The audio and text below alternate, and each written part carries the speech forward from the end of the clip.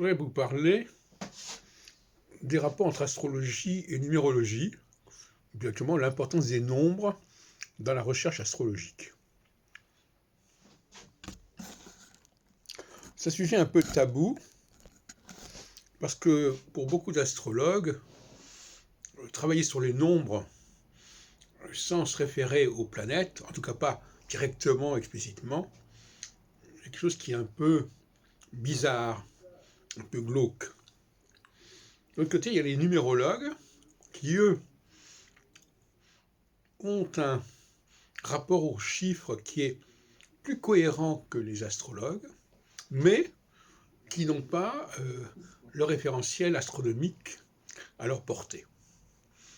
Et donc finalement, moi je le suis d'ailleurs depuis quelques années, j'avais même fait un colloque sur astrologie et numérologie à Nantes, je crois, pas en 2013. Et je pense qu'il faut prendre de l'astrologie ce qu'elle peut donner et de la numérologie ce qu'elle peut donner. Alors, par exemple, l'importance du nombre 7. L'importance du nombre 7, c'est une notion qui peut être importante dans la Bible, qui peut être importante sur le plan numérologique éventuellement, mais qui fait sens en astrologie si l'on se situe dans le cadre de la Lune et de Saturne.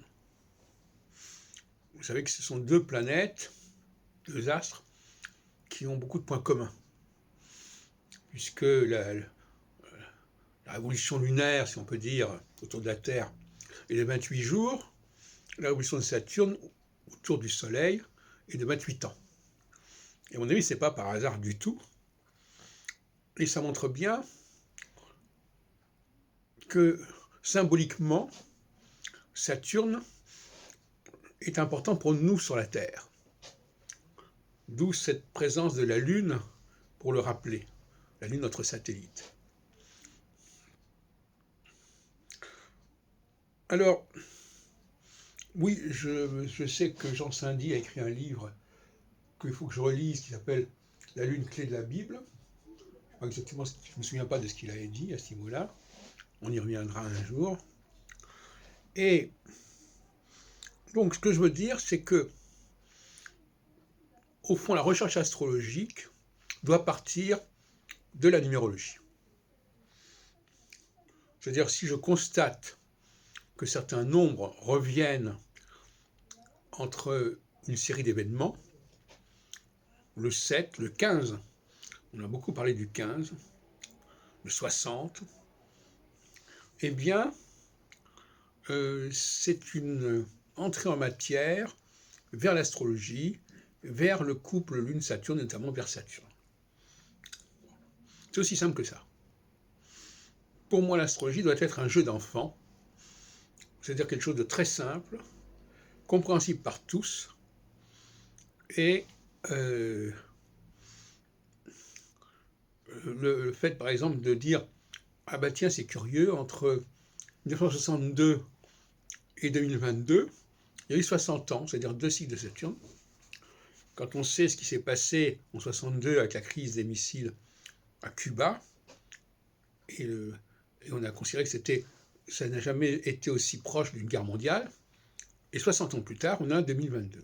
Eh bien, aussi bizarre que ça puisse paraître, les astrologues n'ont pas fait le rapprochement, n'ont pas calculé, n'ont pas dit il va y avoir quelque chose de grave en 2022. Et puis je rappelle aussi qu'entre 1962 et 2022, il y a eu 1991. Et 91, 92, c'est l'éclatement de l'Union soviétique. Bon. Donc, des choses aussi simples que cela, aussi évidentes que cela, ne sont pas utilisées en astrologie, et les astrologues se perdent dans des considérations, cycle Saturne-Neptune, combinaison ceci, combinaison cela, etc. Moi, je suis pour rétablir une astrologie simple, à la portée de tous, où on puisse calculer dans sa tête à quel moment il y aura un retour de Saturne, à quel moment il y aura un retournement, puisque au bout de 7 ans, Saturne va avoir une influence opposée à celle qu'il avait avant. C'est ça la dialectique, la dualité. C'est pour cela que, dans le droit constitutionnel, le cycle de 7 ans était un bon cycle, le septennat, à condition, bien entendu, qu'il soit articulé sur les véritables mouvements de Saturne, ce qui n'était pas le cas, évidemment. Quoique, par hasard, ça aurait pu être le cas. Donc, je